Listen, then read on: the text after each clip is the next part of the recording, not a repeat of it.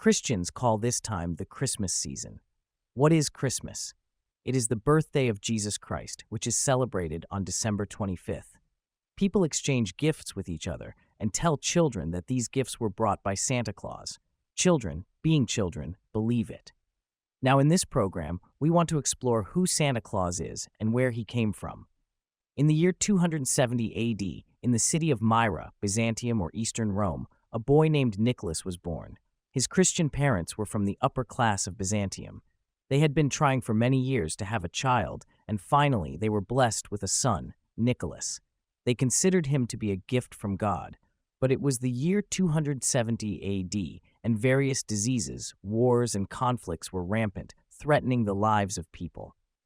Both of Nicholas's parents fell victim to these dangers and passed away.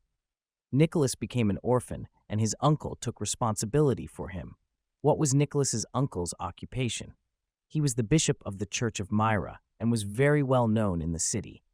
He became very fond of Nicholas and would often speak highly of him wherever he went, saying that this boy was very special and that when he grew up, he would bring happiness to everyone. He saw positive traits in Nicholas. As we mentioned earlier, Nicholas' parents were wealthy, and all of their wealth passed on to him. When Nicholas grew a bit older, his uncle entrusted him with control of the family's wealth. Nicholas' pastime was buying gifts for the poor children in the city, and he even made toys himself during his free time and gave them to the poor children. One story from that time says that a poor man with 3 daughters, due to his poverty, was planning to sell his daughters into slavery. When Nicholas heard this, he was moved, and that very night, he went near the man's house and threw a bag of gold coins down the chimney. One of the daughters found the bag and gave it to her father. The father, being a devout Christian, believed that this gift was sent by God. Why didn't Nicholas just leave the money at the door? Because at that time, it would have been seen as a disgrace for the father. Therefore, Nicholas threw the money in a way that it would be perceived as a gift from God. Nicholas made a habit of helping people in need in this indirect way, quietly offering assistance to those in need. The poor people in the city began to speak of the miraculous aid they received. Eventually, people discovered that Nicholas was the one providing these gifts. Interestingly, when the news of these mysterious gifts spread, people began to hang stockings by their chimneys, hoping to receive coins that might fall down from the chimney into the stockings. This tradition continues to this day. These stockings are called stockings. Nicholas's acts of kindness were so admirable that they changed the culture of the city. It became common for people to help their neighbors without it being a source of shame for the recipient. Eventually, people started to say that any help provided to a family was from Nicholas.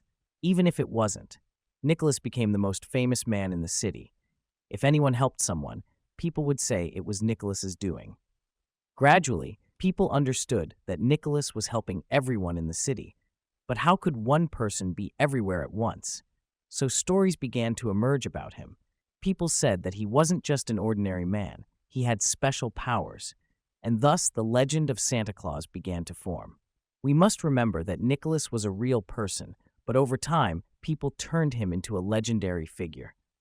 This legend remained alive for hundreds of years and was never forgotten in Christian culture. Catholics consider Nicholas to be a saint and mention his name in prayers. Saint Nicholas, or Nicholas the Saint, has historically been known as the bringer of joy.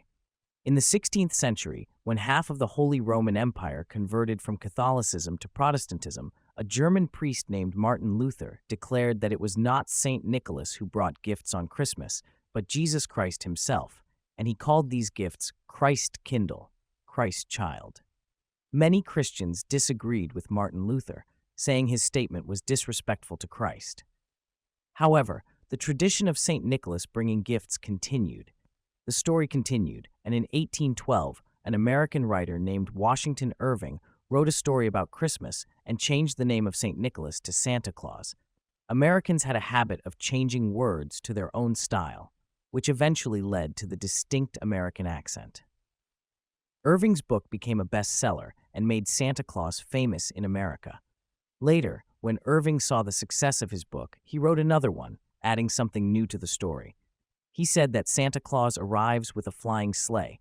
The first book made Santa Claus, or Father Christmas, as we know him, famous, but the second book took it to another level. In these books, Santa was described as an older man with a beard and a bit chubby. The Santa Claus story grew, and little by little, a reindeer was added to the sleigh. This reindeer pulled the sleigh through the sky. By the 20th century, a new addition was made to the Santa Claus story. Santa was said to live at the North Pole, and a group of imaginary elves worked for him, making toys in time for Christmas so he could give gifts to everyone. If you haven't subscribed to our channel yet, please subscribe and don't forget to hit the notification bell. This tradition continued until 1931, when Coca-Cola took the initiative and created a new promotional poster of Santa Claus. In this poster, Santa had a new look, wearing a completely red suit with white hair and a beard and a red and white hat. This image was created by Coca-Cola, and its colors matched the Coca-Cola logo, red and white. People loved Coca-Cola's version of Santa Claus, and this image became the standard for the next 90 years. And even today, Santa Claus is recognized in this form. This is the current version of Santa Claus, though perhaps in the future, a company like Red Bull might introduce a new design that people will like. This shows the power of advertising.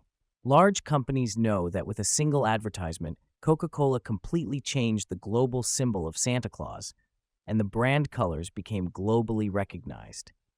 It's worth noting that the French call Christmas Noël, the Spanish call it Navidad, the Portuguese call it Natal, and the Italians use a similar term, Natale. So it is clear that the word Christmas, which is English, is unique, as other languages have similar sounding terms. Please support us with subscribe, like, and comments, and thanks for your watching.